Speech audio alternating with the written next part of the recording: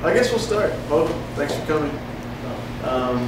This is our distinguished panel. Some of you may already know Taiwan Green. Yo. How would you describe yourself beyond pianist and producer? Now, thanks to Queensboro, now I can put engineer on that. Oh my gosh, don't be looking at me. I know what a ratio of 4.1 represents now. There you go. That's so helpful now with my mixes. You know. That, and now I'm also more of a consultant. I also do teaching also too. But I mean, I'm still learning from these guys. These guys are great mentors, and you should utilize them because they have so much information to offer you guys. Next to him is John Duva, who's an engineer, who's done some, recently won a Grammy, and has done some Grammy-nominated stuff around for a while. He's a buddy of mine. And on the end is Edgar Castro. He works here, but spent some time working for Sony, for Arista, for Island Def Jam. So you have three distinct perspectives on the industry. The way I wanted to start off was, I think we're all probably kind of contemporary, and we all kind of came in around the same time. I'm older than all of you. That's true. Very much so. How did you get, I'll start with you, how did you get started? I'm not talking about how did you get your first break, I'm not even talking about that. Where did this all begin? This is going to sound so cliche, but it all started in this very school, in the basement of this school. A friend named Eddie had actually heard me playing. He played a little bit too, but he had his own studio in his house. I didn't know what music production was. I just knew I had ideas and I wanted to try different things as far as putting musical sounds together. But he explained to me that it was called music production, and he said this is the type of gear that you need to go out and get, and he allowed me to come to his house. So I cultivated that friendship here, and that's what started me in my career, coming to this school. And also, I have to give Dr. Kashkin a big hand for what he did with my career and all the things I learned from him here. So it was here that started for me. What about you? Let's see. I started probably 16 years old playing in the garage heavy metal band, and I was the only guy that could put the equipment together for the PA or the 4-track recorder. I was like, I really like this stuff. This techie stuff is real fun. You know what? It's hard to make a living as a musician, be in a band.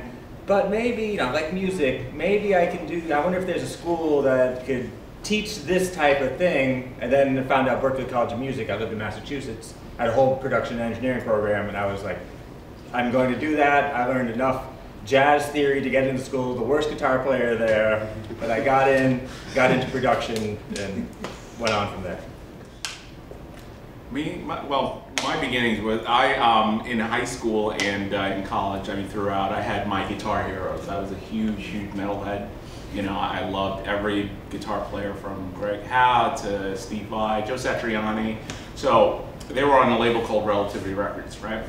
Originally, they had an office and a distribution where in Hollis, Queens, of all places. Wow. All right, so what I did one day, when I was, I said I've got to be part of this. Like I want to meet my guitar gods. So I started cold calling a bunch of places. One of the places I found out, Relativity Records, I can get there. It's close to where I was going to St. John's at the time. And I said, does anybody need an intern? I'll do sales. It doesn't really matter, and I don't need to be paid. I just want to do, because I knew early on, if you want to get into this industry, it's a very small family. Even though there's a lot of people in it, it's a very small family. So I said, I got to get a leg up on other people that are looking to get into it. So I cold called. I spoke to somebody, didn't know who the guy is, but he's still a friend. The guy who hired me for the internship is still a Facebook buddy of mine. I just cold called and said I'd like to intern, and I was there at Relativity Records, traveling to Hollis, Queens for about a year and a half. Wow. And that kind of started. So every year since that, I had an internship at a couple of different places. I interned at Columbia Records after that. I interned at a record label called Imago Records, which put out artists like Maggie Estep and Fun Loving Criminals and all that. Oh no, that was EMI. Imago Records, Columbia, and then my last stint was at EMI. And the guy at EMI, when I was interning, recommended me for my first full-time position at Arista. So I knew it was important to keep an internship and keep it in with the industry, and that's how I got my start. So actually, let me jump off on that point. Internships, they were all unpaid? Not or some of them with stipends? Very few would say. The one that gave me a stipend was the MI. They would pay for like, you know, my transportation, that's it. But everything else was unpaid. This is an industry where a lot of people would knock down their door and do it unpaid anyway. So right off the bat, I said, I don't need to be paid. You know, I really just want to get it in. And it's important because, you know, in this particular industry, it's not always about what you know, it's also about who you know. Rather, if there's a job position open, or anything open basically, if you have the skills, you know, and maybe somebody else who's applying has even better skills than you, but you have to know already a few people in the industry, they know you, they're probably going to hire you over that other person that has even better skills because they want to be comfortable with who they work with.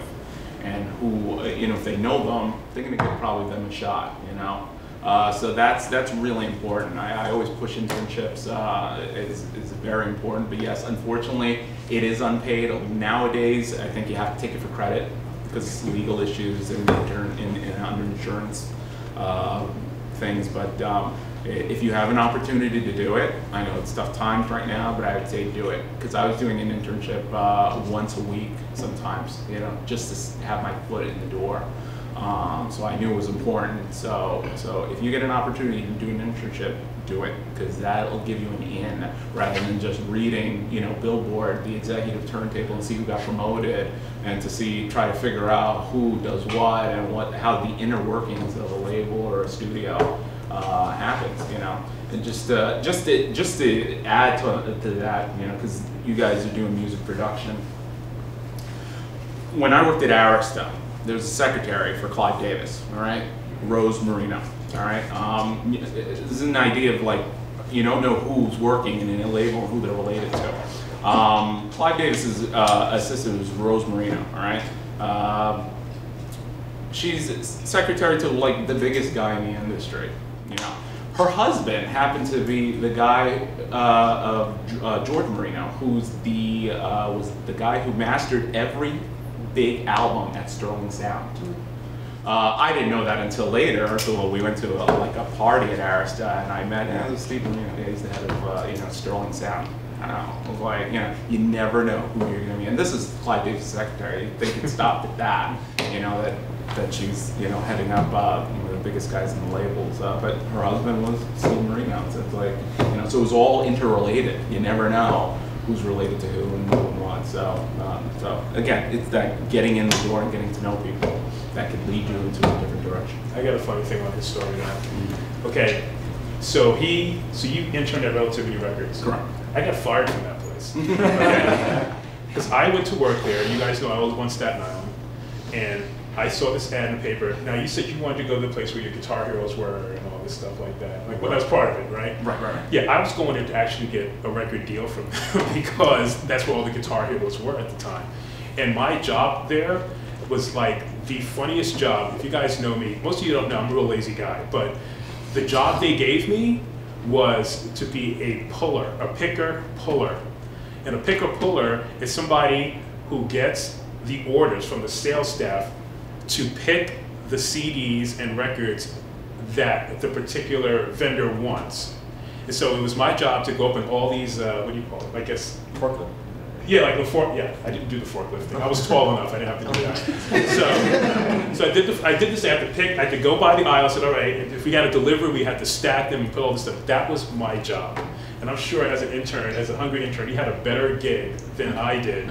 And this was a strange place. It was like in Hollis, Queens, in like this nondescript building, like not near some kind of railroad. You would need a map to find out where this place was. In Relativity, it was funny. It was the label, everything that had to do with radio, all in one building, and the distribution center, right? Everything. You go through a door, and then right then and there. Big warehouse, you know, the whole thing. So I know this thing. What do you want to tell us what year that was when you were there? In 92. Okay. 92 to 93 and a half. So some of them might have been born by I was Just came back from grad school then. Okay. I just want to give you just a quick thing of, in particular, why Edgar is here, because I had done an admissions event for incoming students, And Edgar had mentioned that he had this background, and I swore, I said, I'm going to get you to talk to my students, because a lot of times, it's just kind of like what you said. You wouldn't know that if you came here and he was your admissions counselor, that's what you think he is. That's all you think he is. But there are more things. Just like he said about the secretary and her husband, it's a deeper thing. And even though he's doing this thing here, his years in that industry were kind of like, which blew me away. And I kept staring at him, and every time I would see him, I'd stalk him in the yard. I'm going to get you to come talk, because I scared think me a little. just a little, because he was always running away. That kind of raises an interesting point, because 20 years ago, the industry was a completely different thing. We were chatting a little bit. It was never, the music industry was never a big industry. What were you saying? It was like a fraction of what when I was in college in the early 90s, when things were record sales, no downloads, no MP3s, they go, it is a fraction of the makeup industry, the booming music industry, which was doing great. It's just a smidge of what makeup sales are as far as money goes. It is a small industry with a lot of press. Small industry with a lot of press. And one thing I want to, hopefully, because we also talked about this a bit, it's a small industry. A lot of people know a lot of people. Everybody knows everybody else. And if you get a reputation a certain way in the industry, it's going to get around. Right. Because people know everybody. What were you guys saying before about, well, you were saying about your internship. So you're working for free for 2 years? Almost? About a year and a half, yeah. And I'll bet you probably weren't late to work very often. No. Even though you were... I was early, and I did whatever they wanted me to do. You said how early it was again, please? Early. Early? Very early. Like early, like on time early? Very early. Can you just say it one more time? So I was so early that... So only 10 minutes late? No, never. I was never late. I wanted to kind of like, if there was a position open, I was going to get it, you know. But I was still in college, so that wasn't even the point. But just later on, I knew that they would remember me. You know, if I was late, you know, why would they hire me? Or why would they recommend me to anything? You know, so what's the point? And in business, any business, regardless of the music, you know, time is money to them. If they see you messing around because you're late or lazy or, you know, don't want to, you know, if something needs to get pressed and sent out to labels, you know, stores or radio stations because they need a snippet for their kiosk so you can promote your artist, you know, the head of the department, if it's a day late, they're going to ask, well, why is it late? You know, like, what, it was mixed late? Why? We gave it to you, like, with plenty of time. You know, so you definitely want to keep a reputation while you're in the industry, and that's how you, because you'll sometimes move from label back to your own label back again. You know, you never know, in just a higher position. You know, you never want to burn your bridges. Ever. Did you go to do an internship with Berkeley? No, I didn't. You did. So you managed to get in and make money right away, or if you can call it that. No, I graduated from Berkeley, and I should have. In hindsight, I should have gotten an internship somewhere. You know, I should have come right to New York instead of staying in Massachusetts. So I worked odd jobs, recorded bands on the weekends, 8-track recordings, reel-to-reel, live sound at blues bars, and then did that for a few years. And finally, an opportunity came up where an amazing recording studio needed an assistant engineer, and I got the spot. And I quit the jobs. But you know what? He got his experience in real world, so that comes as an experience. You in the you know, you in the studio, I can only imagine the experience that you have, especially when you're doing it in remote locations. You have that experience of, you know, when you're dealing with sound. If I do it this way here, it just adds to what, you know, what kind of work that he can do. Oh yeah, so more diverse experience. You can pull everything together and pull all your resources and focus it in on what the job is at the moment. Right. So, but how did you learn of the assistant position? How did it come to you? It's just luck does play a part in a lot of things. As in a van, driving a van to New York to do sound for him and roadie, and we were in Route 95 in Connecticut. There's this studio called Power Station New England, which is an exact replica of the famous New York power station, now called Avatar Studios, that they built in the woods in Connecticut, to the centimeter exact replica. And we're driving by, and the drummer was a studio drummer who was filling in. He goes, man, there's an incredible recording studio there. I've recorded jingles. I'm like, oh, you don't say. Oh, this guy that fixes some of my equipment, I think he did some of the wiring there. Interesting. back in the mine, drive to New York, drive home. Maybe a month later, I'm bringing a piece of equipment to the guy that fixes it. I'm like, oh, I just met this drummer and I was driving by the studio. You ever go there anymore? Just small talk, we're in this little shop full of equipment. He goes, yeah, they don't have an assistant engineer, so they're a little slow on the go. And so he gave me the name of the studio manager. They're part of a bigger facility too, so they got post-production, so their recording studio was just sitting empty. So I go, hey, I know this drummer who played on all these jingles. I know the technician who helped build the place. Yeah, I heard you don't have an assistant. My two favorite people, come on in. And they had a mixing console, a Neve console, 1, 2, 3, 4, maybe about 7 chairs wide, maybe 8. Yeah, walked in, my jaw dropped. Can you run it? Yep. All kinds of Yep. Unless they do something with Mackie, yeah. And so, he gave me a reel of tape. And I go, is there a manual for the console? No, we don't have anything like that there. But I had production experience. I knew the principles of a recording console. Even though there's more knobs than most, they do the same thing. Put the reel of tape on, knew how to do that. Play, the studio manager came back, half hour later. No sound is coming out of the speakers yet. I'm just doing a little test run. I'm like, oh, give me a second, and then I just realized something silly. Hit it, he came back an hour later, I had a full mix going, I was patching in reverbs and delays and compressors, and like, oh, it sounded good. And next thing I came back, I took 2 reels of tape on 2 separate machines, used a synchronizer. They both played back 48 tracks in sync. Third time came back, 2 tapes in sync, and these ADAT machines in sync, so I had maybe 50 DA88. Oh, yeah. So I had maybe a 56 channel mix coming back all in sync, and then the 4th time I came back, I was working. So did you get your first big break? My intern was the streets of New York.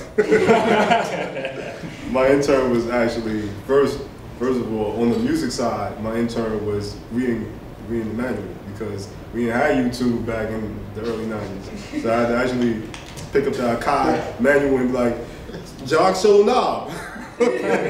So we had that, and then the street side of it was, I didn't have any contacts, no way to get in. I didn't have any family members in the industry. Nobody in my family did music. So what I did was I said, where's everybody at? I said, everybody's in the barbershops. So I went to all the barbershops, all down Linden Boulevard, all down Merritt Boulevard, all down all these boulevards over here in Jamaica Avenue. So everybody knew that I was a music producer and I could play keyboards and I could help them out with their music. People started inviting me over to their sessions. Buzz got out about my name, and I'm black and I play classical music, so it's not that many of us that do that. And I'm kind of hood too, so it's like a eclectic mix.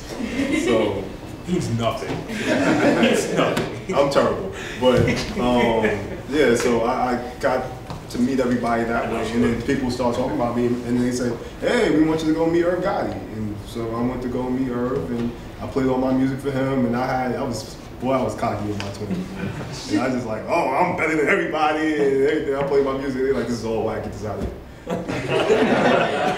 you kidding me? I'm like, what did you make? And they started talking about the songs they did, and I'm like, oh, that's trash, get out of here. And then, so they're like, well, if you play all those instruments on there, then I'll give you a second shot. So they said, well, I'm gonna send you to my homeboy Rob. If Rob likes you, he's another producer I have. If he likes you, then I'll sign him. So I'm thinking to myself, well, ain't no other producer gonna say, all right, well, let's bring him in too. So I go over to the guy's house, and it happens to be my friend Rob that I used to play ball with and DJ with back in the day. And he was like, are you not gonna mess with Fingers? Because he didn't know me by my nickname, he knew me by my real name, because we went to school together. So he's like, are you not gonna mess with him? That's Fingers? Oh, he taught me how to play. Like, how you gonna not mess with him? I mean, he taught me. And so, and then, I mean, you can see how their eyes changed, because they was giving me the industry look, like, we don't mess with you. Can you do the industry look again, please? Can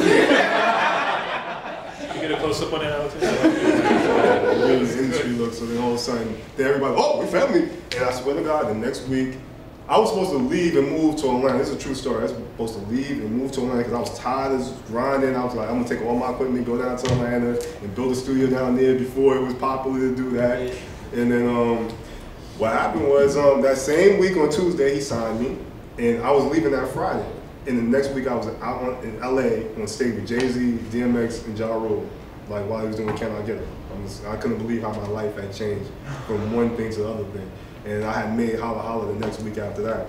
So that was my first single, Holla Holla. So the first single I had was a huge smash. And every single one of my songs after that were singles. I had very few album cuts on most albums. And I worked with everybody, Jay-Z, DMX. And most of the things that I did for everybody was always a single. And then I had that pressure of every time people came to me, it was always for a single. Nobody ever wanted an album cut from me. So I'm like, I want to play this. I want to show what people what I can do. But they always wanted the tingy stupid beats. That's how I got started. It was all serendipity, man. It's all luck. It had nothing to do with my talent. They didn't care about my talent. It was all about, that's when I realized that the most important thing is your relationships and cultivating your relationships with whoever you're around. And it starts here. Like I told you, it started here for me in '96. I came here in '96. You know, and my friend Eddie was nice enough to take me to his house and show me how to use all this stuff. And that's the type of relationship Salt and Pepper met in this school. You know what I'm saying? A lot of people met in this school right here, you know. So, and you have, I'll say it for the rest of this time here. The professors here are wonderful, but you guys don't utilize them. I was here last semester. I'm watching you guys. They're not utilizing all the information that they have to give you. And you don't want to argue with them and fight with them and not want to do your work. But if you get everything that you can get out of the situation, you're paying for it. Get your money's worth.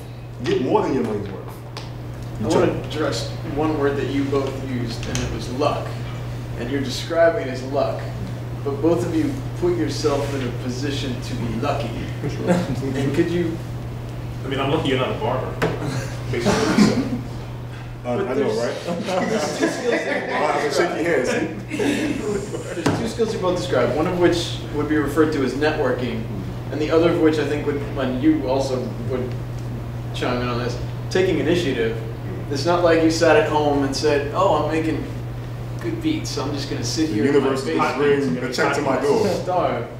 So could you describe, number one, well, did anyone ever describe networking to you, or is it just something that said, oh, I just have to go out and meet people? What? No, at some point, and a lot of thanks to my father, even though me and my father did a lot of fighting during that time. But he's like, you're not going to get nowhere sitting in this room making beats all day. Who knows that you make beats? And he said, like, for the 20th time, I was like, you know what, he got a point to that. Like, the 20th time he said, I was like, you know what, you're right, man, I'm getting out of this house. And I was like, motivation sometimes is, I want your own space, and I need to get out of the space that I'm in. And so that was my motivation. I was sick and tired of what I was going through at my house. So I was like, I need to make it happen. So I need to go out and meet people and make these things happen.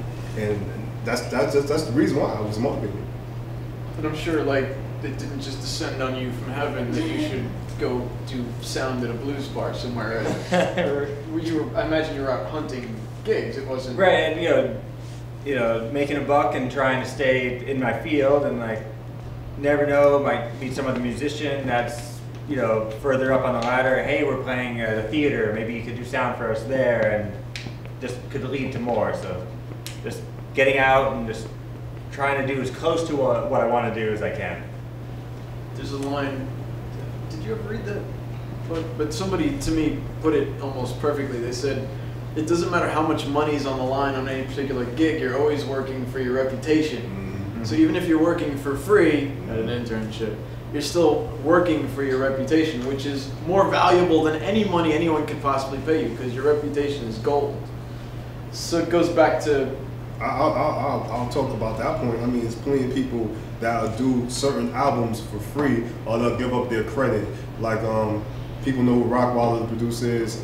Well, Rockwilder, when he did Lady Mama Lodge for that movie, well, he let Missy take the credit for it because that's how he got the check. But that allowed them, people in the industry, people outside might not know that he did that, but the people in the industry knew that he really did that, and that helped him with his career. Sometimes you have to take those little L's for the public, but the industry community knows exactly what's going on. You've never really worked for a company per se, right? Except for Murder Inc. I was signed to Murder Inc. But was that a salaried job with benefits, or was no, it absolutely not. Yourself, have you ever worked for a company, or did you search to help them out today? Right. It's in the music industry, I've always been a freelancer. I've repeat clients, someone will call me, I do a 3-week, job at a studio, and then not hear from for 6 months. Work for one guy 3 days every month for the past 10 years, but I've never gotten a weekly check from audio. It's just a hustle every day. And you worked for companies, but would you even describe yourself as a company sort of a guy, or is it more of you're surrounded by freelancers swimming in a pool of sharks, basically running back and forth between labels? Because no, I mean, when you're working for a label, you're doing a business. As people that do run certain areas, you have people in A&R, you have people in production, you have people in marketing, you have people in creative. So you do have a job where you do get a paycheck and you have your benefits and things like that. But yeah, again, it's your work that will transcend you to other places later on. But you have to do your position, because every position in a label is important, and you got to show it that way. There was at Arista, there was a position. You're doing alternative. Arista was never big in alternative music. Like the biggest alternative hit was it started with Crash Test Dummies, and then you had a couple of I think a band called Edema later on, and never big on that. But again, the person that was in that position had to maximize what they did in that particular role. So even though Arista was more pop and R&B, they tried to branch out, but you're still an important person because you made resources with what you had to work with. Because you don't think of Arista as being a rock label, but again, you make do with what you have, and you maximize it because it's your reputation. So if there's a job at Columbia Metal A&R, where there are a lot of alternative metal bands at that point, you can definitely But this is kind of my point. You didn't have your eye. Well, I mean, not that anybody does this anymore, but once upon a time, you figure, you get a job somewhere and you just stay there for a long time. But you always had your eye on something else. You're always looking to the next thing while you are where you are. It's not like you're just, I got a job and I'm happy about it, I'm just going to stay right here. Well, yeah, no, I mean, the best scenario is being promoted from within, being in labels though, and being in music, I wasn't interested in doing with what other people were doing, like going to LA, working there for a little bit, coming back to New York and working back here again, and then going back to LA. It's common. Because if you wanted to get if there was a position in LA that was a step above yours and you had the experience and you could do it, you could move to LA for a couple of years and then come back because there's another position in New York at a different label, but yeah, that's, you don't have your eye on one thing, but you do your job well, and then you just keep your eyes open if you want to get promoted, or like I said, the best thing is getting promoted with it. But that's, that particular area where you're working at a label, doing freelance and doing, it's a little bit different, so. There's a good thing, just as a side note, in the production world, every label had their own in-house production thing. Like I said, if somebody needed a kiosk or a snippet from a new song that wasn't released yet, or you had to shuffle it to a radio station, you had to edit some videos, you had to do it all in house, and get a messenger to bring it over to MTV, for when they played videos at MTV, you had to have an in-house production, Yeah, every now and then they'll play video, but Exactly. And a commercial. Yeah. So and then 20 a.m. So it all depends on where you work, but again, it's your position, you're responsible, you build up your own reputation. That's how you get to be like a guy like Rodney Jerkins, who's an amazing producer and really good. He did Preacher's Wife and some hits on My Lips, Your Love for Whitney Houston, and so I mean, I think he started out very small and then built it up. Yeah, he was a ghost producer for Teddy Riley, so a lot Right, of people right, know right. that. A lot of people come, when it comes down to production, a lot of times the best way to get in is to get with other producers that already have placements. And here's the thing, when I was early in my career, I never wanted to sign producers, but it got to a point where you realize that it's too much work for you to do by yourself, so you have to sign other producers. But I didn't want anybody to go through the experiences I went through. You have to share credit with somebody that didn't do anything as far as the production. But the truth of the matter is, you can't get the same amount of money. When I would go in and I say, I got this great new producer, he's under me. Oh, well, he's not going to get your price then. That's the first thing that to say. Then you got to be like, well, I co-produced it with him, and you have to put your name on it for you to get X amount of dollars. So that's, but another way for producers to get in is to definitely go sign to another production company, get on another producer, and work and get in front of your work through them. You'll get less money that you could get by yourself, but everybody needs their foot in, and that's the easiest way to get your foot in. As a producer, where was your main source of revenue or your major stream of revenue coming from? What would you describe? Well, residuals, was it publishing? Was it? It's going to be between, well, not anymore. Today, this wouldn't count. Mechanical royalties don't count for anything because I have the sound scan here to show you. I'll let y'all look through this. But yeah, it's definitely, you would like to have a hit record so you can have performance royalties, because of performance royalties for the life and endure. Mostly if you have a record that keeps playing for years and years, you continue. I mean, I'm still getting checks quarterly, every year. I mean, it helps me pay my mortgage, man. Like, those checks that I get from records that I did from back in those days, man, like, they still come in. And then the mechanical royalties for an album, like a DMX album that I was on, that I didn't have a single one, paid out crazy because he sold 5 million records and it had no samples on it. So there was no lawsuits, there was no things like that. Because people think, well, I didn't have a sample on my song, why do I have to go through all that situation? But that album is one body of work now. So once anything happens to that album and somebody sues that album, that holds you from your paycheck. That first 50 Cent album, Needles just got his check last year, his first royalty check for that first 50 Cent album. You know, Needles my man. He was like, I just got my check just now. He's been waiting for that. So it depends on a whole lot of factors. As an engineer, where would you describe your major source of revenue coming from? Direct from, or who hires you, or who pays you, I guess would be a better way of saying it.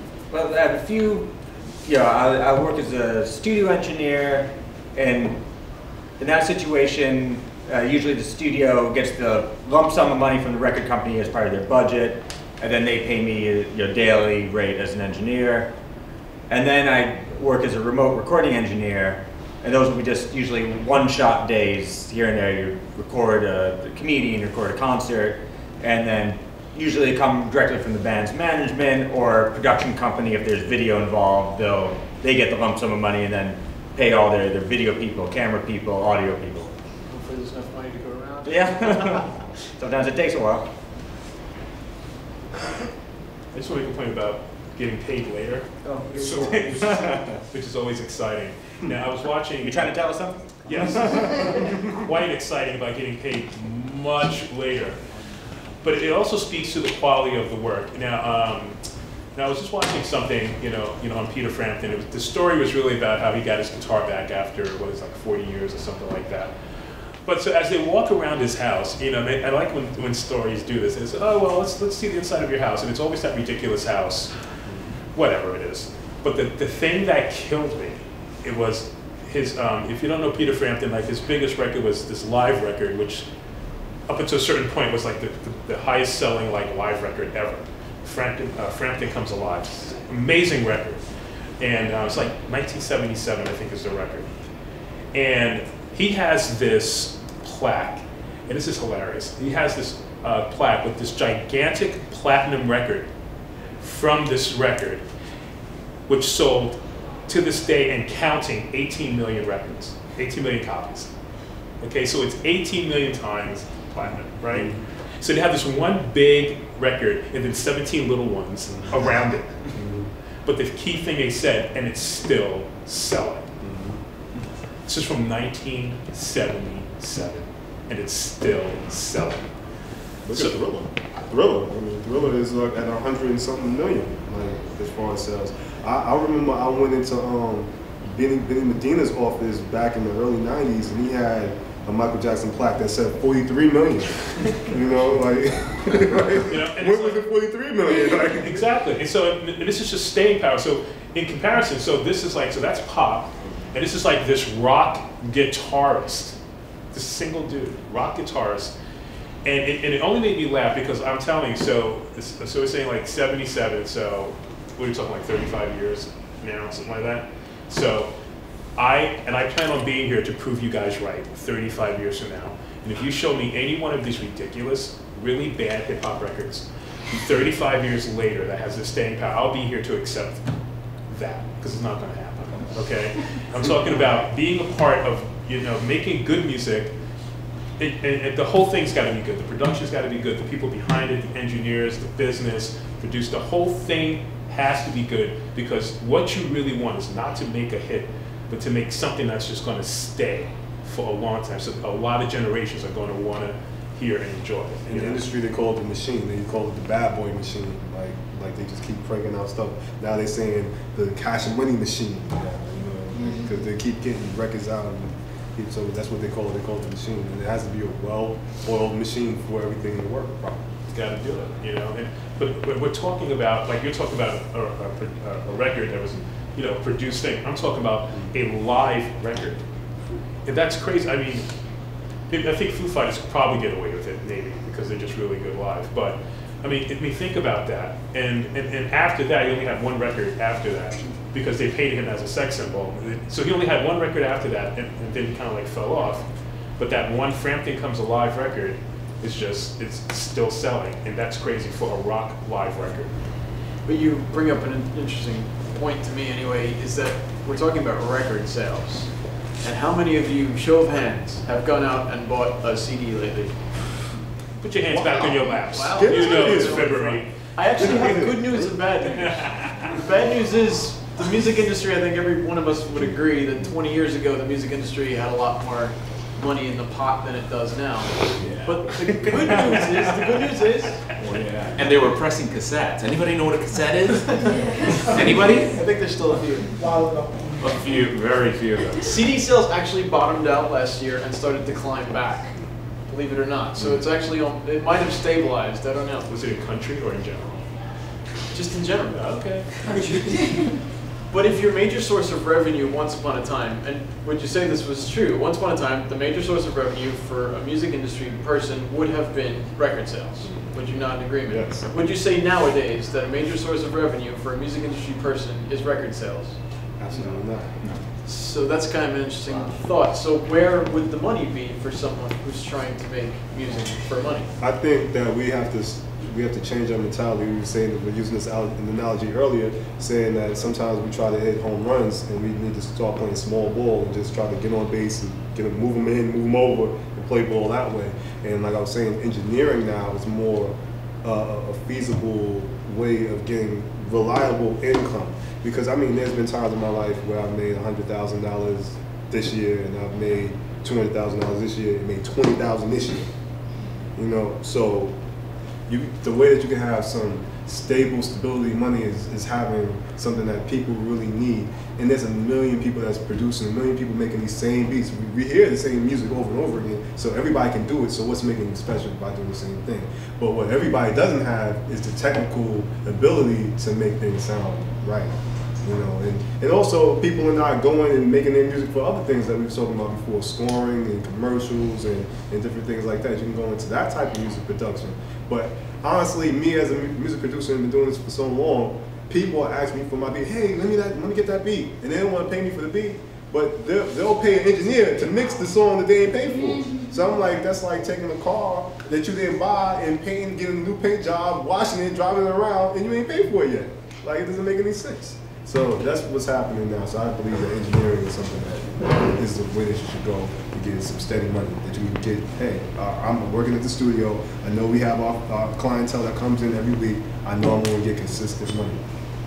Would you say engineering is and the way to even get into that, the way you get into engineering now is being an editor and a vocal tuner. Like, they'll be the main engineer, like, okay, chop this up, put it all in time, take these vocals and these background vocals, right? Top track, R&B track, you got your stacks, same part 4 times, 3 parts, you could have 12 vocal tracks, put them in Melodyne, auto-tune. Sorry, Rob, sorry.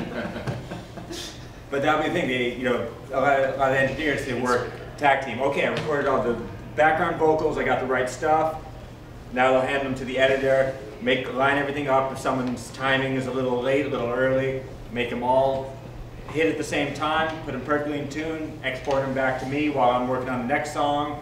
I import the fixed vocals, the fixed instruments in, add another part, and then it's done. So if you can edit, even if you start off as an intern, sweeping the floor, cleaning the toilets, You go, oh, I can tune those vocals. I really, on my own studied Melodyne. I studied auto-tune. They're like, great. And if you do it right, that's your job now. You might be doing it for free to start, but pretty soon they're like, oh, we need someone tuning vocals. Like, this is such a relief not having to do the busy work. Just be creative, work with the producer. If you're the engineer / producer, you just want to record everything, just make sure the parts are right, the arrangement of the song, when vocals come in, and then hand them to someone else and go, okay, these are the right parts, just make them nice. Crossfades, no pops and clicks. And that's another thing that people don't realize has changed.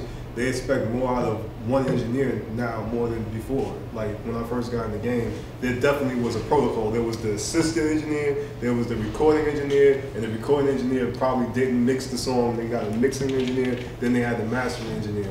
Now, I mean, if you be on Facebook with me, you know I'm always at the Trey Song sessions. And my friend Anthony that's recording, he's doing the pitch correction. Sometimes his assistant does the pitch correction, but most of the time he does the pitch correction, the recording, the mixing, and then they're sending it off to a master. So it's like he's doing so much, and opposed to like when they used to rent the room, a lot of the main engineers now have their own room at these major studio houses now. So like he has Michael Brower's room in Quad. So he had, well, now they call it something else, Premier Studios, that was Premier Studios. So like he does a lot of the work by himself. Like it was a day that you would never consider the same person that recorded would be the same person that's mixing at the same time. And here's the kicker. He's using DigiDesign plugins. He's not even using the console. He's not using the desk. He's not using the desk. He's not using the desk. They might go through the needs and that's it. That's all outboard stuff he's using. No lunchbox, no nothing. I can't. I'm telling you, that's what they're doing. From a label perspective, and this is kind of an interesting thing for me because it goes beyond record sales, revenue streams. What other avenues do you have if you're trying to make musical content, which I imagine most of you are? Where else do you make money with it? Well, I mean, one thing, you guys have a leg up that if you're doing here for music production, you have the tech know-how of recording, mixing, doing a lot of things with sound. Do yourself a favor, get more into it. Know how YouTube works, know how iTunes works, know how anything that goes viral, how that happened, all that. Because for example, the Bed Intruder song, huge hit. Hide your kids, hide your wife. The guys who did that for fun, and it went viral. They had over 2 million hits, and they started selling it, splitting the profits with the guy that they mixed the vocals with, and they cut out the record label entirely. They just did it through iTunes, So again, something like that could just net you a whole lot of cash, if you do something. And there's people that record their own albums. Maybe get somebody who does know, record engineer to mix it, and then they'll promote it themselves. They can cut out a record, company, right off the bat, and just, say download from here. But get tech savvy and also know a little bit of the legal stuff, because if you want to get paid, know if something was taken from your intellectual property. Especially in this day and age where it's so easy to just like cut and paste and and download, file sharing, all that stuff. Know your business, because if you want to make money, somebody else is making money off something that you did, but they didn't tell anybody, basically.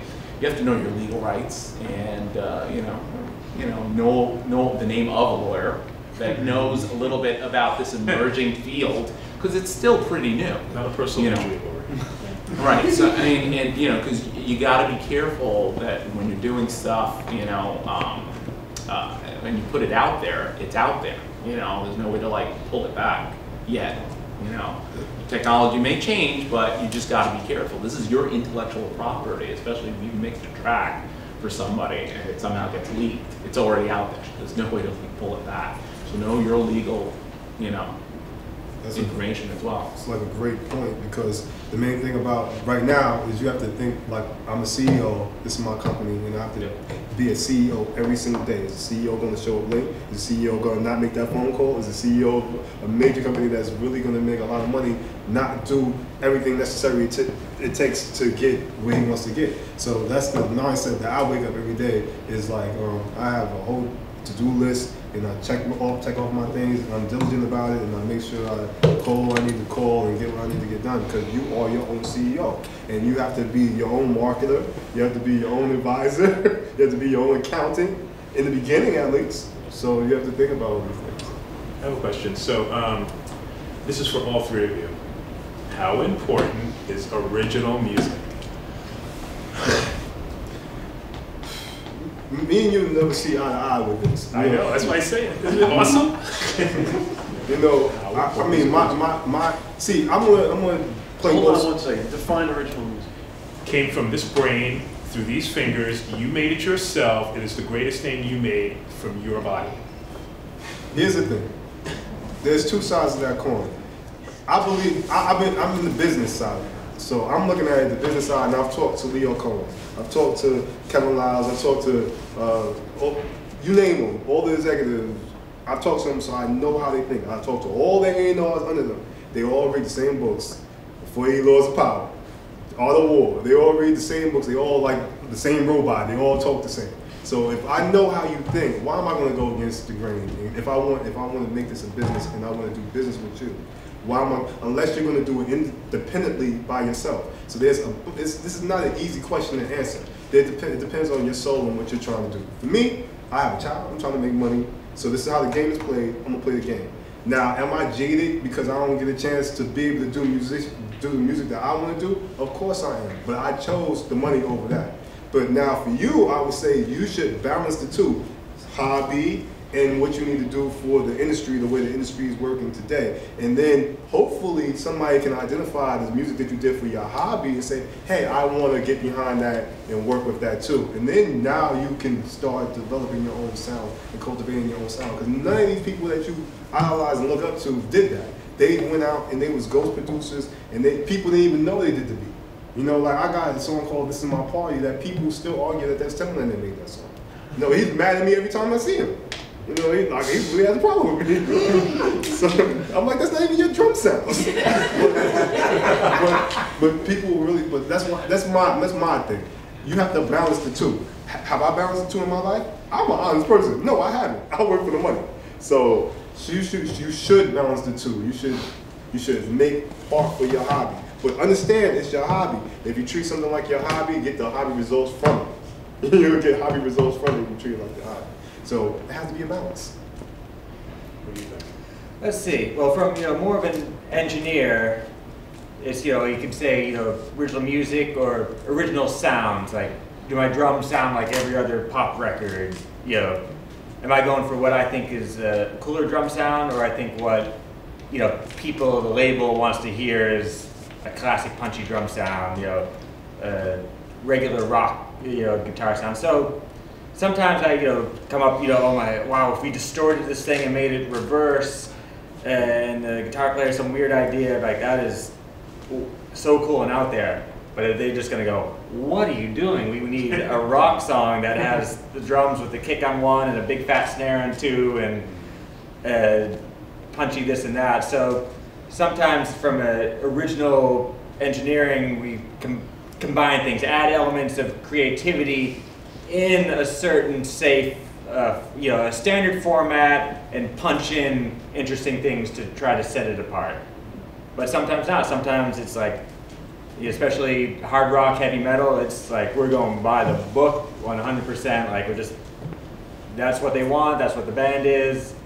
Here we go, we're doing a copy job. Even if the song's original, we're not breaking any ground. Can I just say one more point about that? One more point about that is that you're not doing music for yourself, and that's what I learned in my playing too. I'm not playing, like every day I'm trying to become a better musician all around. I'm trying to become a better piano player. And as a young person, you listen to Herbie Hancock and you just want to just do all this stuff, all these runs and stuff like that. But then when I got older, I realized that Bob James says more with less.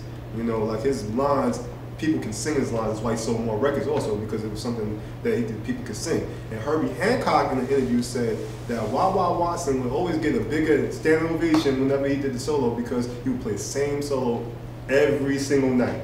And he would always kill him doing the same solo every single night. You're not playing for yourself, you're playing for the people. And artists always tend to forget, they make it about them. They make it about them and what they have to bring. But it's not about you. You're trying to bring the world into what you do. When you're trying to, mostly as a producer, you're trying to work for somebody else. So as a producer, I don't care about my sound. I don't want a sound. I don't want you to know I made that.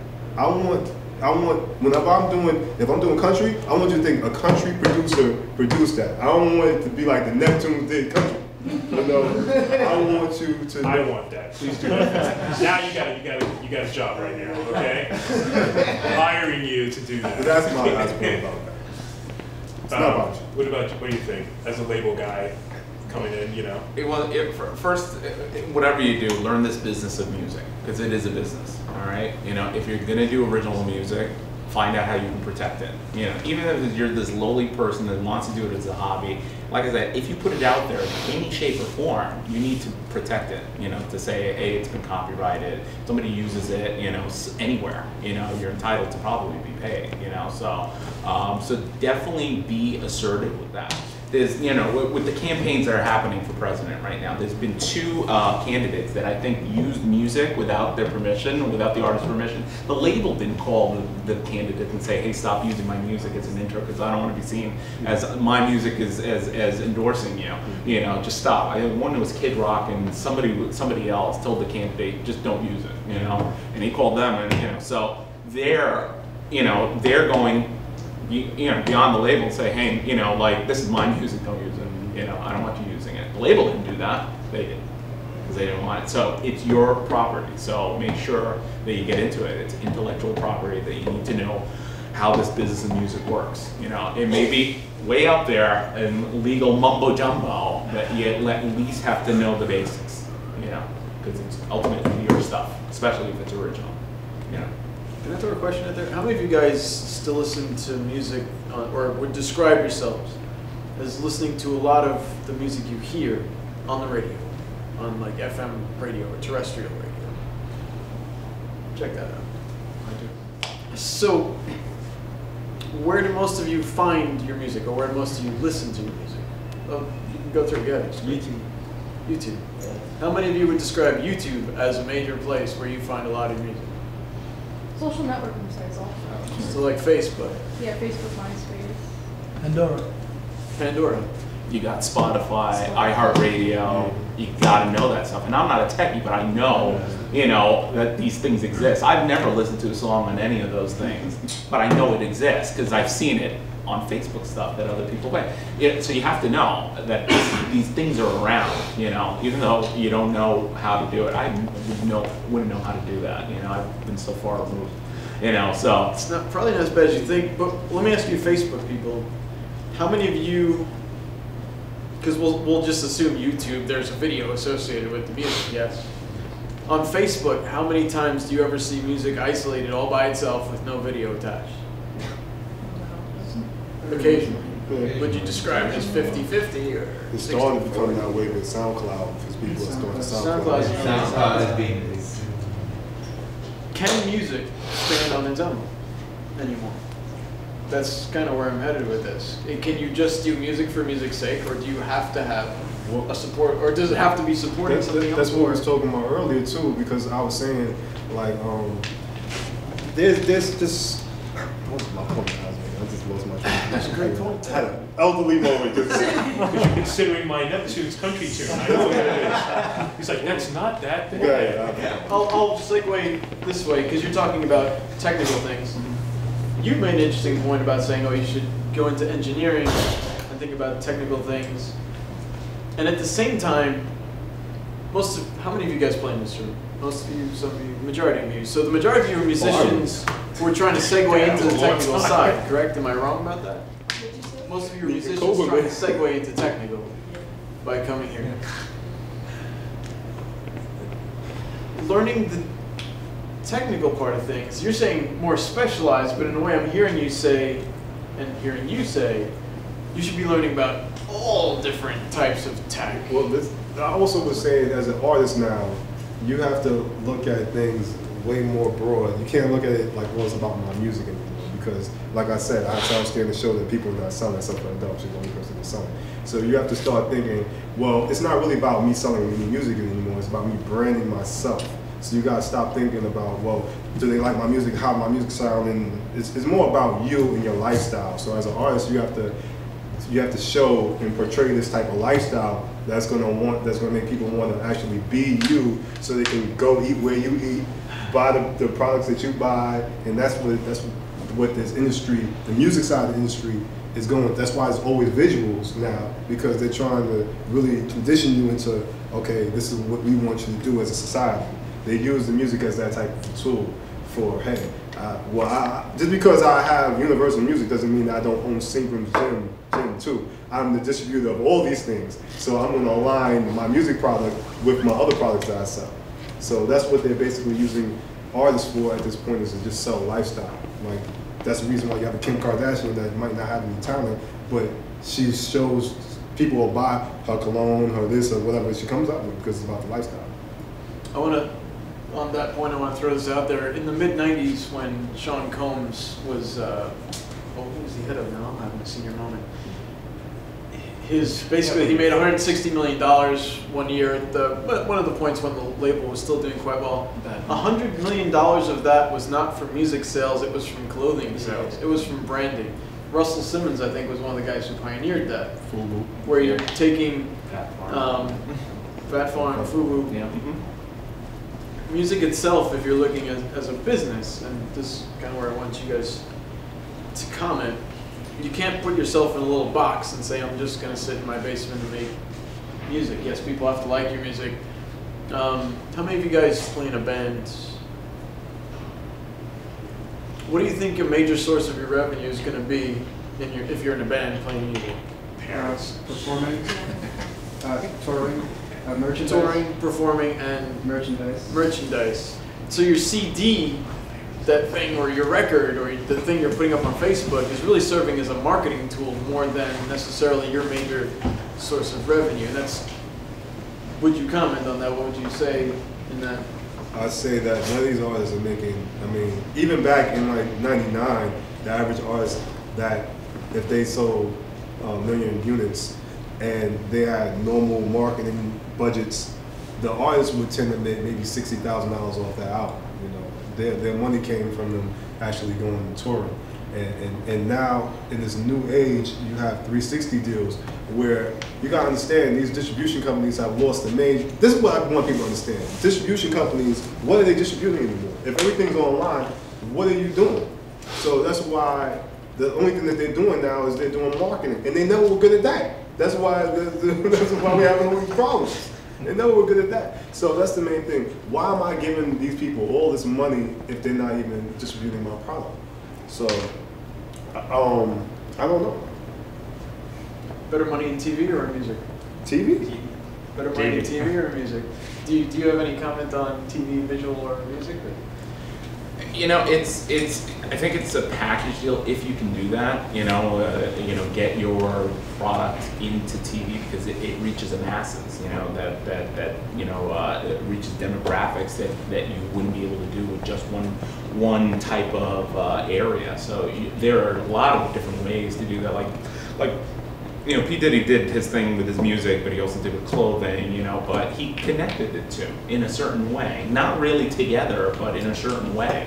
So when you develop a product, there are opportunities to combine it with, say, the great thing if it would get combined with a commercial or with a certain brand, even in a small way, that would be great, But having a product just sit there is that's all it is. It's just a product, You want to, see if you can market it a certain way, But yeah, that's definitely a good segue. Then you can do it. But yeah, TV is, you reach a huge mass right then and there. Or if something goes viral, that's something, But viral is a short thing, If you hook it up with a, TV, you have residuals, and then, You have to know about residuals because every time we play something, you get paid, basically.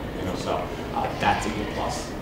And even as an engineer, television, I just recorded the comedian Louis C.K. last night, and I made more in just the 8 hours I recorded them than this whole week. I'm working 100 hours at the studio on a major rock album, and is less work. Certain skills, knowledge. I was hired because I know how to record comedy. I worked with Louis 100 times, but it's like, oh my God, it's 8 days worth of studio I just did, and while listening to jokes, okay. It happens to me all the time, man. Like I might play somewhere and I might get more money than I got for beats that week, or I might get more money than I got for mixing that week. And I mean, like just playing a gig, you get $1,500 for 2 minutes. Or just being like I was on The View and it was like $1,500 for 2 minutes.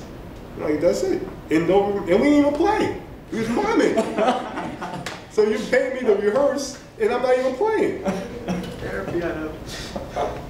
So, But I'm not even talking, and I just want to clarify this, I'm not talking necessarily about your music video going on TV. I don't want to put it in that box. Everything visual, and this goes to what probably you say in your sound design class all the time, I don't know, I'm not there, but I'm going to imagine you say, everything visual has audio and music behind it. There's always that layer. I worked with a TV guy who used to always say that music is basically half the story. And if the music and the sound isn't there, well, the rest of it seems really low budget. Even if your video looks amazing without the proper sound and without the proper music supporting it. So don't necessarily put yourself in the box where you say, I'm just going to make music and I'm going to try and sell records and then I'm going to try and make a clothing line out of it. It's also a matter of saying, well, I mean, that worked for some people, but that ship might have sailed. Don't stick yourself in a box and say, oh, well, I have to follow this path. There are other paths that you can look at that maybe might be unexpected. yeah, sound design is definitely, like, that's a great class. I mean, really enjoyed myself in that class. There's so much stuff to be learned. And I mean, all these years I've been producing, I didn't know what portamento meant. I didn't know how to use a synth. I'm just using presets and just talking about opening up and trying to actually create your own patches just made things so much easier for me. Like when I'm trying to find the sound that I'm looking for, I can actually just create it now. And I can just make it out. That was just wonderful. And I mean, it's just another field that you can make so much more money in. I mean, there's people out there not doing it, and I didn't think about it. Think about it. It's funny because making patches. Just make patches. Yeah. Well, making patches is serious money, but so I have my new guilty pleasure, and it's okay that I like it. I love watching Once Upon a Time. I love this show on Channel 7. Sunday nights, there I am, with my fairy tale loving self. Okay. Wow, that just sounds. It's just terrible, right? Absolutely terrible show. Oh, the behavior of the show. I think I'm gonna leave. Both. And I know, because it's the start of my week. I was dumb all weekend, so I might as well continue my idiocracy by watching the show, and I love it. But I can share. But Mark Isham is the composer. He's the composer for this series. Now, it's a very successful series. For whatever reason, and it's not because of me, but it's a very successful series. Sure. I'm very sure. But he is the composer. So I did a little digging, and Mark Isham, if you just gotta look him up, okay? He's a trumpet player. This guy he was a jazz trumpet player, and then he found his way into doing movie scores. And so I looked up Mark Isham music on Facebook and stuff, and what is he doing?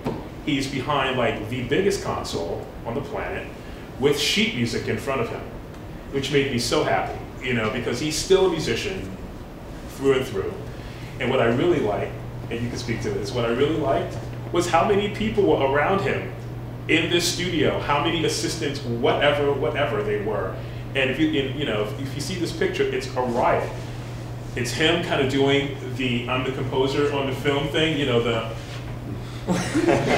pose, right? And this big long sheet music on this gigantic console. And then everybody behind him with like a clipboard. which is the greatest thing. But that's what this guy's gig is. He was a jazz trumpet, kind of a new age trumpet kind of guy, if I remember correctly. But this show, which is on ABC, which is owned by Disney, is a very popular, huge ratings show, and his music is being presented every Sunday and then being rebroadcast online. People who miss the show, because that's another revenue stream, because people are watching it, you know, you can get that too. So this whole thing, like I always tell you guys in sound design, you know, you can, that to me may be the most recent trend thing, I think, where people are actually going from their hits to film, but like scoring, because I think RZA really started that whole thing, you know, doing that. You know, that's what I believe. If I did history, I'm sure there's other people. But you gotta think different about your music. I mean, that's what this panel is basically showing you. You know, it's kind of like, is it really about just making a hit on the radio that you don't listen to? Because none of you raised your hand. Yeah. So what are you making a hit for? What are you trying to make hot music for? If you're not even listening to the place that people would hear it. That he did that. Okay? I mean, you just proved my point. I mean, this is kind of weird, but what do you want to really do? You have 3 experts here who are doing, different things.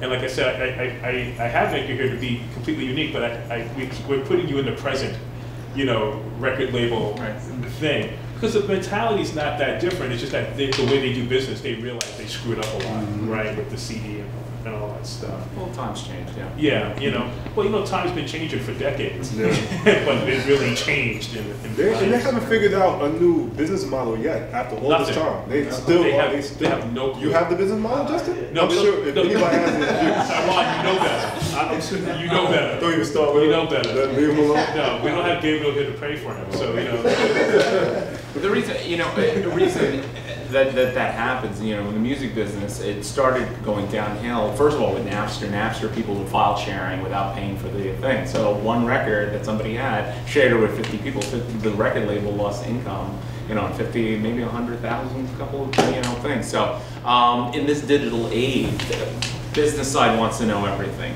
Who downloaded it, how much, how do we distribute it, how do we keep it from being shared, and how do we make royalties on it? Because they're actually making a good amount of money for this because they don't have to press a CD, they don't have to do the distribution. It's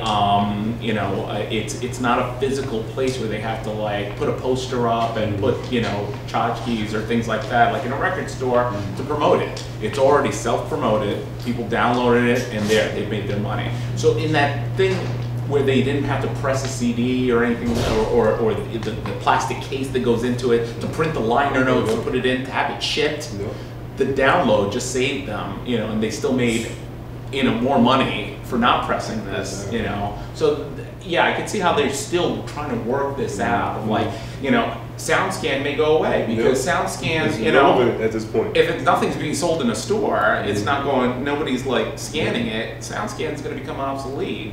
There's a thing, the tracking thing called BDS, which is Broadcast Data System. It's how they track how many records, how many times a song is spun at a particular station during which day part. That could be important because a lot of people still listen to the radio. But how do they track that, and how do they convert that to sales? Either through the radio website, to sell things through, because you could sell a lot of different avenues, but it's this virtual world that they're still trying to probably figure out. That's a great point about BDS, because that was one of the main ways that in this new era, like maybe 5 years ago, mostly if you was in urban music, the best way that you can get on, because pop music is very hard because it costs $250,000 to make a record go nationwide.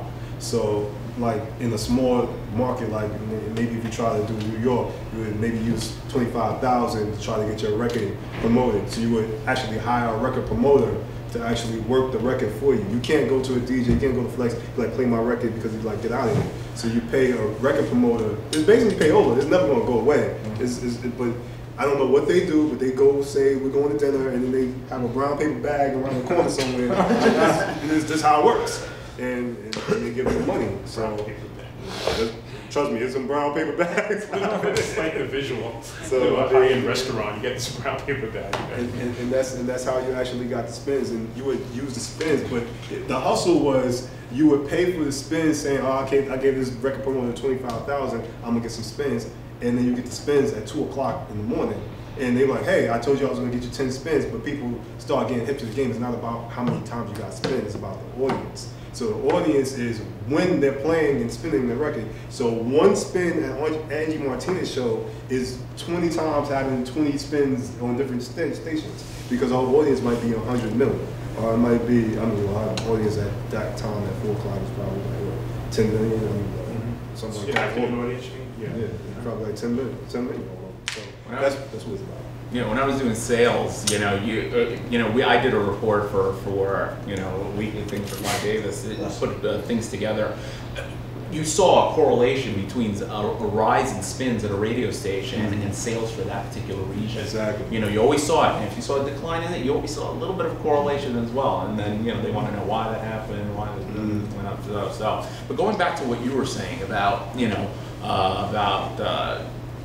what makes something, successful. There's a show that I've never seen, on ABC, but when you listen to something, how it got to your ear, try to figure out how it got there, that made it, to get to your ear. Find what makes something successful. It's not just all about some music. There's sound in a lot of things, in scores, in jingles, in commercials, and so something that you enjoy, think about right after you hear it, how it got to my ear, how did it get there? What made this so successful that it went from somebody's idea in their head to getting produced, to getting out there, to where you heard it, whether it was on radio, TV, YouTube. Find out, so that way you'll see what makes something successful and where did it come from. Did it come from music? Did it come from a movie score? And that way you get an idea of, like, it's not, when you do music production, not always just about music in itself, bands and all that stuff. There's other things that you can record, like scores, like bands and orchestras, and find out what makes successful, because it's a big business of music. There's sound in everything. Yeah, I always think that's the most important thing, because when I was in grad school, the Hart School of Music, everybody's a player. It's all about playing. But some people who just get out of college playing, they really have had enough of trying to become a musician, but they want to be in music somehow, and that's a bigger probably percentage of people who are like, yeah, I like guitar, but I just like it, but I love music. I don't want to. What are they going to do? What are you going to do? If there's something else, if there's something else in the industry that you can do, you should go look for that also. But the one question I have is for you: how difficult is it to mix something that is going to go to a lower quality sound eventually? That it started out at 192K. This is me and Rob. We always go through this. This is what. Can you actually hear 192K recording when it goes to iTunes? How do you feel about how does it work for you? Let's see. Well, I found if you're mixing, let's say 96K, something. Okay. More studios. I never see a studio run at 192. Thank you. I never heard an engineer. Every engineer tries it once as an experiment. I just had a session from one now. I was like, "What are you doing? Where am I going to play this at?" There is a difference while mixing 96K. If you're on a desk in SSL, you can hear something, the cymbals, separation. There's a little something special at that time. By the time it's crunched down to iTunes, where'd my cymbals go? I don't know. and other engineers, we've kind of gone back actually to 48K, 44.1, because in a computer system, let's say you don't have a console, you're using, everything's in the box, all your plugins, equalizers, reverbs. If you're at 96K, you get half the amount of processing, because 96K EQ takes up twice as much horsepower as 48K EQ. So we all go, I'd rather have everything available, like, I don't want to run out of processing to make, I'd like to put that extra reverb just for this keyboard part, but I'm out of DSP. Oh well, I'd rather do the best 48K mix with all the bells and whistles than having to pick and choose a 96K mix. Okay. And it's that, like, our students aren't really like, you know, this is just me and Rob, we like to kind of go back and forth and say, like, but can you hear 192K? Can you hear the difference? Because once the end product is always like the funny part, it's like what we hear later. All right, so we've heard a lot of great things. I know you guys got questions. I know you got questions, so we got a little bit of time left. Questions. Don't you dare. Questions. I know you got them. Because you're going to ask me later, and I'm going to be annoyed. So these guys are here right now. Questions. Please. Thank you, Taj. I'll give you $1. Can you say that, like, from what you originally wanted to do in the music industry, has that you know, come to fruition as you know, as you guys are in your careers? Can you say that you saw this happening, like you saw that you were going to be working like how you were working now, or did you have a different plan before? I could answer that first. I'm not in the music industry. Because you always explain to me why you left, so I think that's always interesting. Well, you know what? I started out, you know, in the music industry. Times had changed in the business sense as far as like what happened when I got started. You know, in Arista. You know, it was a different time. You know, business was booming, it was growing. Arista was putting out hit records. I had a lunch stipend. I had a car after 8. I had every single $8 a day. Wow. I had a car after 8 if I wanted. You know, I had access to Mets tickets, Yankees tickets with the box and parking. I mean, it changed. You know, as far as like. Before I left, and this was before, because I was working at Sony when 9/11 hit. But before that, and I'll tell you, I was just telling him the story about when I was working in my last stint in Sony Music. I kind of saw the industry changing, and you saw there were 6 big distributors back then, and they combined to make it 3. Because if one was left out in the cold, that label and every employee in it would be shut out and be fired. All right. And that's the only thing. There's a danger. Whenever there's a danger of a merger, there's a danger of you losing your job, you know. So that's the thing. So here I am, Sony Music on Madison Avenue. If you're ever past that, it's 550 Madison Avenue. It's a beautiful building, very big. Here I am at Sony Music International. Very big. Yeah. Sky Lobby. They had one of the best lunch areas. To have food, and you got discounts if you work for Sony in the Sony store. But here I am working in the international office around 22nd floor or whatnot. And this is a big label, right? Here I am working for Sony Music International, and you're walking from the elevator to where I was working, and there's a lot of empty offices, you know, a lot, you know, to the point where there's like half of that floor, that giant floor, there are people working, and the rest, everybody was let go, you know. So you kind of saw the writing on the wall. The music has changed. Now, you know, so I said to myself, all right, you know, the music industry is changing, you know, and when I was working at Arista, my boss got let go just because, you know, they were changing the way the departments were working in sales. So I was like, oh, if I can't stay at a job where I enjoy, you know, what am I going to be here for? It's just the industry. Now it's growing again a little bit. You know, the industry is changing, so, you know, you got to be tech savvy, whether you like it or not. You can't be one of those people that still uses a typewriter instead of a computer. You know, you got to be tech savvy in order to do that, to go along with the change of the trend. So, you know, there's, you know, for people that, and I didn't want to do the whole back and forth of like, you know, moving to LA work, because I did have an opportunity to go with somebody who left at Arista to go work for, you know, in LA, but I didn't want to do that back and forth thing. Some people will enjoy that and really, really relish it. You know, there's a guy I used to work with who deals with, you know, a guy named Ryan Starr, who's a performer now. His name is Eric Wong. He used to work in Isle of Def Jam, and he now has Wong Management. You know, here's a guy that like is independent. He does whatever, you know, people in the music industry go wherever it needs to be, you know. I just couldn't do that, you know, to move out of New York and go back and then back and forth, because I saw a lot of people do that, you know.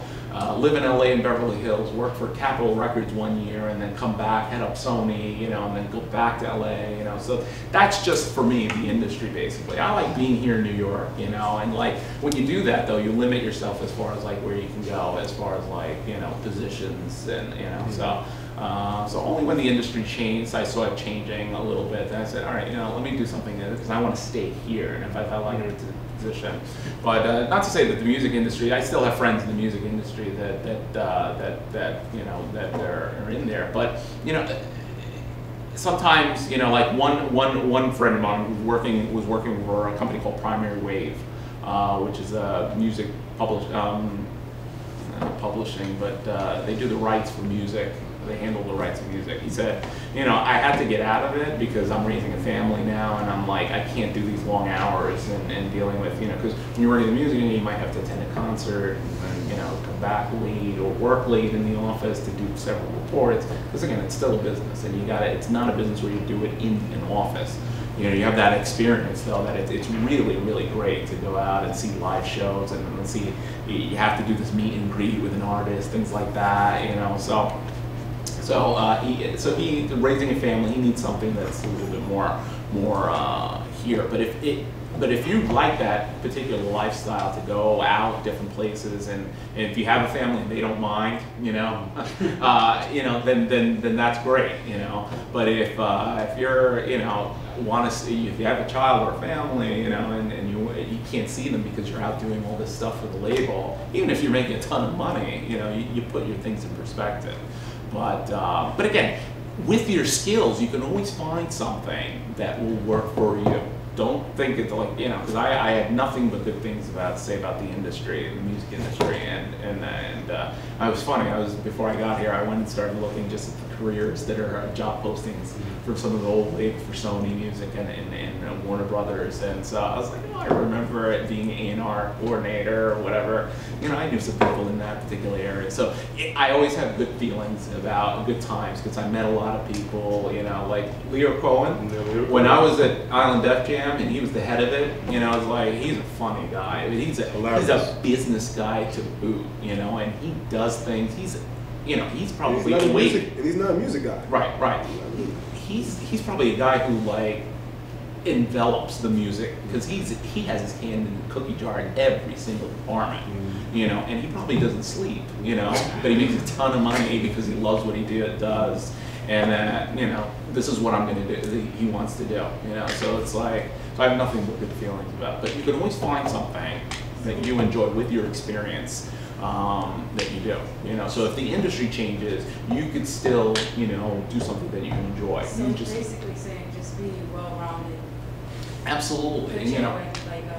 Don't just limit yourself to just one thing. You have to know how to. You can never limit yourself to anything because you got to understand when you're doing, especially when you guys are going into music production, find out what something makes it successful. Because not everybody that makes something a success works in the music industry. You know, again, some people work for TV, you know, and they find something, you know, that they like in there. You know, some people work, you know, for recording just orchestras at Lincoln Center. You know, working for classical, you know, the classical label, you know, stuff like that. So you don't always have to be in that particular area because every industry is changing. That's why I emphasize, go do an internship. Find out from the inside whether this is the area that you want to work with. You might be working in a particular area like A&R, you know, and then say to yourself, all right, you know, I like artist development. That's a little bit better, you know, or I like working in the in-house production company of a label, you know. And then you could do a side gig, you know, that you know, it's Sterling, and just find out how records are mastered, you know. So they won't let you go in anymore. Right. Yeah. Or Electric Ladyland, you know, it's like, so you gotta, you know. Yeah, you're grandiose, man. I'm like, Electric Ladyland won't let you in there either.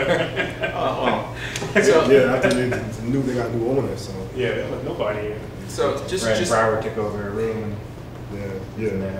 So just be confident of your skills, because this program, music production, that's given here, and I've been to IAR, I've been to, you know, a couple of Full Sail, you know, I've heard and looked at here you're getting a phenomenal education in New York. You know, you're not doing it in Full Sail is in Florida. Nobody goes to Florida. And you know, and IAR, you know, it's a good school, but you're paying $30,000 for a diploma. You know, and here you've got a great faculty. You're learning in New York. You're a stone's throw away from like everything that's in everything, you know, in Manhattan and Queens and all that stuff. So take advantage of it. If you don't, it's your fault. Yeah. It's your fault, period. I didn't mean to say that. I like to kind of, but I didn't say that. But you gotta tell people, turn your phone off when you go to work. Oh yeah, turn your phone off when you go to work. Be definitely also when you get into the industry. Also, you know, be professional. You got to be on time. Don't be all starstruck. If you just came in and was like, oh my God, I saw JC. You know, also, you know what? Don't, because there's something like, you know, those people that you see that are just like, you start to think, all right, if this person is to be hired for something and they're always starstruck, it makes people uncomfortable. I'm sorry. You know, it just makes people uncomfortable. You know, I saw that a lot of people go through, you know, not as much as Arista, but I saw a lot of people when I was working in Island Def Jam just walk through and all that. Method Man, DMX, you know, Jay-Z, all these people, Busta Rhymes coming through, and you really should just be like, hey, how you doing? That's it. Don't go all crazy and stuff. Don't recite your songs to them as they're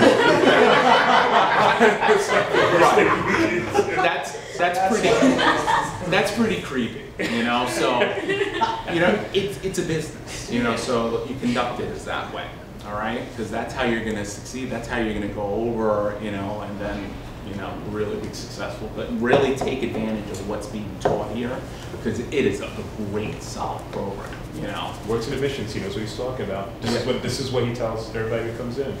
Yeah. What about you? What do you think? Did you land where you wanted to be? Pretty much. You know, wanted to be an engineer in the studio, and I'm doing that. But also I never thought I'd be engineering jazz. That's something. You know, I wanted to do rock. You know, pop, heavy metal. But I took the jazz, and it's, you know, great. You know, mixed Grammy nominated albums, worked with best artists ever, and live recording. I never even thought that would even exist back when I was 16, 17, that'd be something. But now mobile recording is a big part of my income. And as an engineer, which facet, you know, like Taiwan was saying, which engineer are you? You know, like I don't mean to put you in that box, but which one do you consider yourself most? Are you the recording engineer, or are you the mix engineer? You don't do mastering. Right, you know, you never put out, even if you do a rough mix, you always mock master it before giving it to the client, or else you know, your job will disappear. If you don't have something that goes out sounding clear and loud, like, I don't know, it just doesn't sound like the stuff on the radio. It's not even mixed and mastered yet. Like, if you just do a quick mix for the day, L2 it, and someone else is like, I have to, you know, he went to Sterling Sound to master something. He had his reference mastering that he did himself, that the label heard, the client heard, and then he had the unmastered file he gave to Sterling. But he let Sterling hear his reference, because when he's mixing, he puts that heavy compression on where it's smushing the sound together.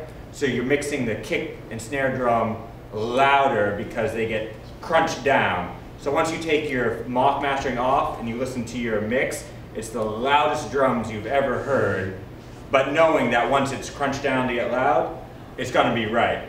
So he plays his mastering for Sterling, and they go, whoa, that's loud, you know? He's like, and he goes, that's the only way I keep my job. I gotta, even if I just put something out, it's gotta sound finished even when it's halfway done. That's an interesting thing. Because that's what Chris at Sterling always says to me, that he began to get his clients to just give me the Pro Tools session. he just got to that point. He just said, listen, why don't you just give me the Pro Tools session? and so then Sterling built like a Pro Tools setup, a portable Pro Tools setup for him, so that Chris could master directly from the Pro Tools session, because he was just getting stuff. Because at a time when people thought they knew what they were doing, because everybody began to have more access to Pro Tools, like, yeah, and he's like, no. So he began to. I like your workaround. That's very interesting. I'm going to take that to heart. That was good. Right, when you're mixing, yeah. Listening to mock mastering while you're mixing, because that's what it's become later. So sometimes you'll mix back, oh, the drums are perfect, and then mastering will smush it, and kick and snare are gone. Disappear. Teddy Riley just talked about that at NAM. Okay. What about you? Did you end up where you want to be? Absolutely not. You didn't want to be here today? No. I'm blessed, man. I've had so many opportunities and so many blessings in my life, so I'm very, very, very happy with some of the things that's happened to me. Do I want more for my life? Obviously, I want more for my life. You know, I want to do more things. I see myself playing at Carnegie Hall, like with the tail flapping. The top hat. But nobody even does that. You'd be the only one doing it. Nice mascot. 1895. Yeah, I mean, that's just what I want to do. I mean, I just want to do different things that the average person wouldn't do. Yeah, just do it by myself. That's good. Because you look If you got enough money, yeah, No, they'll Just do the whole rent it out. thing. You're right. It's just the budget. Mr. Cruz has the same thing. I just have two questions. I'm terrible on piano, and I'm an okay engineer. Do you have any words for me as a songwriter? Because that's where I feel like I can go anywhere with that. Well, it's the age of the songwriter. In the 90s and 2000s, was the age of the producer. Like the producers were the one that was coming out with albums. Now it's the writers are the ones that's getting publishing deals. So I would submit my music to all the publishing houses because that's the best way to get placements now. So find out all the different publishing houses like Sony Publishing and there's a billion of Hitco. So find out all those different places, get a contact there, send all the stuff there, and cultivate it like that. At the end of the day, I have no opinions about is your music good or is it not good. That doesn't matter. What do you think about your music? Do you believe in your music? Send it out if you believe in it. Yeah, if you believe it. Because there's so many things I think that's trash that should hit the light. You made me watch that video yesterday. I'm still mad at you. Up top. That was dope. You like that, right? Because you got me back for something. Yeah. I was like, okay. Like, Hey, quantize your piano. Don't send it out of town. One other question. From your personal opinions, like from seeing the growth of the industry, like from before internet, after internet, now that there seems to be some kind of stability coming in again. Like it's slowly, but it can be seen. Do you think it'll ever go back to its heyday, or could it possibly get close to it, or just roll the dice? My opinion about that is that there's too much media out there now, and So you're too distracted with too many things. Like with the Michael Jackson thing, I think it was the perfect storm. It was the beginning of MTV, a new medium. Whenever there's a new medium that's brought around, that's when somebody explodes from it. 50 Cent used the mixtape medium.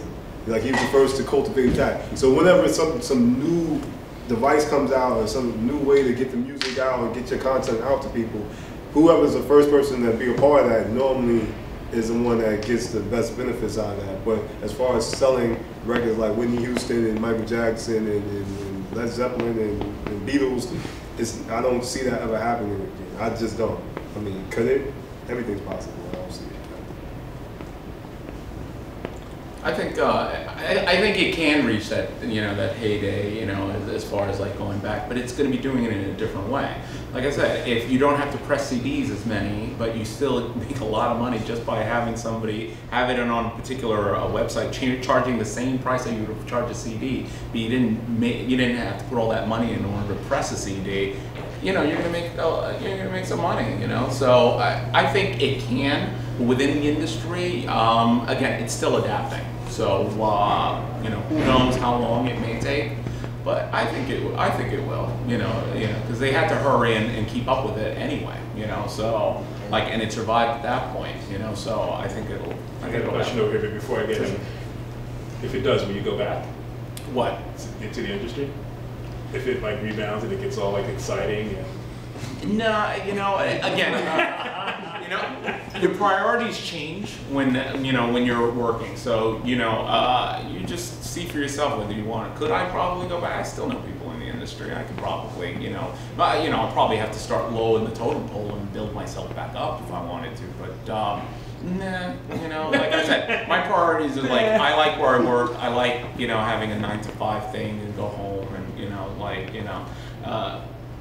so I like doing that. I have a family, so being away from them, it would be kind of tough. If I had to go to LA just for the Grammys or something, you know, it's like, or just to be in LA for a meeting, you know? Yeah, bring it down. You know? Can I just make one point? Sorry, last point. Dealing with sales, typical artist royalty on a CD, 15 cents, maybe 20 cents per sale.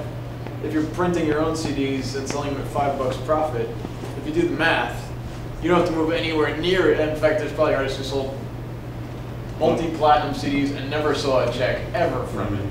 So it's a matter of just It was a bunting that home run. If you're going for a small ball but you're making more money on the small ball, then People used to laugh at Jim Jones because Jim Jones went to, I'm sorry, he went to Koch Records, and Koch Records was like, they used to call it the graveyard for rappers. But at the end of the day, he made more money than all of them because it was his own product. He was getting $7 an album, and he sold like 300,000 units. So you do the math on that. So he killed the Busta Rhymes or the Jay-Z that was getting 7 to 15 cents an album, you know, and spending X amount of dollars in marketing. Like Jay-Z spent millions of dollars in marketing to actually say that I went platinum, which didn't make any profit. So it's bad business. Let me get this question over here. Yeah. Okay, so what do you believe, each of you differently, what do you believe gets people to call you back? Like when you cold call, when you do a mixing gig, when you do a show for somebody, what do you think is that important thing that gets people to call you back that, you know, makes an impact? That's a good question. Coming on time. Coming on time, doing your work, and having a great personality. I was saying that earlier. I was saying, like, I'm not the best piano player, I'm not the best producer, I'm not the best mixer, I'm not the best song arranger, but I have a good positive attitude, and I make a fun environment for whoever I'm around, and I invite everybody in, and I don't shut anybody down, and I allow everybody to have their ideas, and when I need to put my foot down, I put my foot down in a way that's helpful and not hurting anybody's egos. The best thing that you can do is have a great personality and cultivate relationships. That's the only way that you're going to survive in life, because that energy and that aura that you put out there is going to come back to you in a good way. And I really believe in having good aura and a good presence about yourself, and that stuff comes back. Absolutely, same thing. In the studio, you know, a young engineer or an intern, they come in. Sometimes be like, I go, oh, who's, you know, just going to the studio. Oh, who's the new guy? That's weird. Yeah, you know, and he won't be just has an odd personality, can't get along in the right way, or on the other side of things, you know, oversteps their boundaries. Like if you're an intern and you go, oh, you should really record that guitar with the Stratocaster and not the Les Paul. Just had an intern. I was with the with the recording engineer. You get people like that. I was in a session 3 days ago. The producer, main mix engineer, I'm running the computer system, guitar player's tracking, and we're adding guitar part. He goes, oh, you should really add a second one of those with feedback. And the main engineer goes around to him and goes, oh, really? What type of EQ would you put on that? Oh, I don't know, the one that's there to sound good. What type of delay do you think I should use? Like he was totally, like, you know, obviously you've done this a lot, so, you know, I need to know your settings. He's like, well, usually I like to, and it was just, and I'm there going, how far is he gonna take it? How far? Because he said in the past with one assistant engineer at a studio did a similar thing. And he goes, oh, just come up to the board. You know, let me see what you know. Okay, thank you so much. You can go home now. What? No, you showed me. You can go now. And Nice. he was fired. Nice. Yeah, I mean, when I just got out of college and I was working at a small studio, and it was a fashion designer. I can't remember his name, but he needed some music done. And all I remember is that this guy could not play his guitar part. He just could not do it. And I'm like, well, let's try it again. This is tape day, so this is like rewind. You know, I was like, okay. It's like, okay. It's okay, man. Just do it again. Just do it again. So 15 times, you know. And he says, can you play guitar? I'm like, oh yeah, I can play. Could you do it? I need to do this. No, that's okay, but can you do it? I said, all right. I did it, one take. He says, why didn't you say something before? I was like, it's not my place. I had to wait till he asked me. Absolutely. It was hurtful. Oh my gosh, you should see it. You know, I totally think that was classic. Rule number one with an internship: keep your mouth shut. You're there to be not heard at all. Not heard. If someone says, go get me coffee, get the coffee, bring exact change, bring the receipt, bring a smile, but... And don't buy away for yourself. It's not a matter of like everybody in the music industry is high and mighty or anything like that. You just got to be respectful. As with anything, if you're an intern and these people have a lot of experience, just open your eyes and just like see what they're doing. Because that's how you develop your own little things that work ethic of how you do things. So just like don't be creepy because people in the music industry don't be creepy. Synopsis of the just don't be creepy because you do get people in the industry and you never see them again. There's a reason why, because A, they can't hack it. B, there's people that people in the music industry work with other people that have some sort of talent, as far as like whether it's in sales, whether it's in production, but they also have a vibe to them that you can work with because and in a business, whether you know somebody, you're just calling the person for the first time and you need something, it has to get done. So it can't be, oh, what do you need? Okay, what do you need? What do you need done? Okay, perfect. Does it have to be this and that? So you got to work with other people really well. It has to work like a machine. If you start working with creepy people, you really, it just, okay. You don't really want to work with. We gotta drop it. Oh yeah, one more. Okay, quickly. Go ahead. You guys shared how you started a couple of years ago, like starting out today. What advice, or what would you guys do today, or a little different? Also, when you guys started off before to make it to the industry how it is now, and how you guys see it in the future. I say the same thing I did before. There's nothing better than getting out there and actually, I know the internet is great and everything like that, but you gotta get out there and really meet people, really, you know what I'm saying? So you really It's actually gotta, sunshine outside. Yeah, you gotta get out there and you gotta actually see where these parties are at, get to all these industry parties, be seen. Because like the real main thing about the industry is being seen. People got deals over just being in the same clubs. Oh, you was in Miami? Okay, I saw you in Miami. And people build relationships just because they got seen. Just being on the scene in Miami, being on the scene in LA, being on the scene here in the right party, with the right outfit on, getting the right handshake at the right time, is like, oh, let me talk to you. Like, they'll come over you and talk to you. But it takes time for them to keep seeing, like, it's like, that's a part of paying the dues. It's corny, it's stupid, but they make people pay the dues in stupid, corny ways, and that's what they do. You gotta be on the scene over and over, and that's how you get over. So just go like everywhere. We gotta stop this. So they're gonna still be here. We just gotta stop because we gotta get this room set for the next thing. I want to thank. Alaska. What? I got this gig in Alaska. You'll be there by yourself. Okay, so I want to thank everybody here on panel for coming. And